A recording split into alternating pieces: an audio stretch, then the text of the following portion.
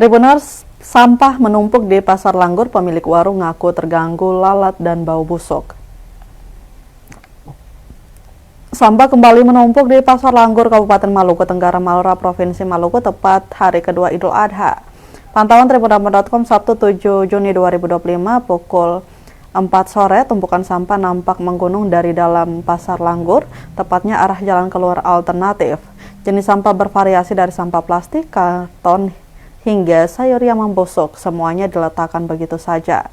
Sementara di jalan keluar utama Pasar Langgur, sampah menggunung hingga meluber nyaris di bibir jalan utama.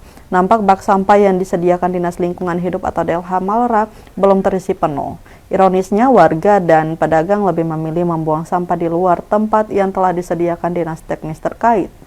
Mama Ros, salah satu pemilik warung di situ, mengatakan sangat terganggu dengan bau busuk dari sampah dan lalat yang berterbangan. Tumpukan sampah ini sangat mengganggu aktivitas mereka selaku pedagang. Pasalnya banyak lalat, pembeli pun tak nyaman makan di sana.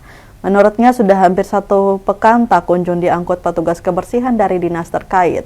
Dirinya lantas meminta komitmen DLH dalam penanganan permasalahan sampah.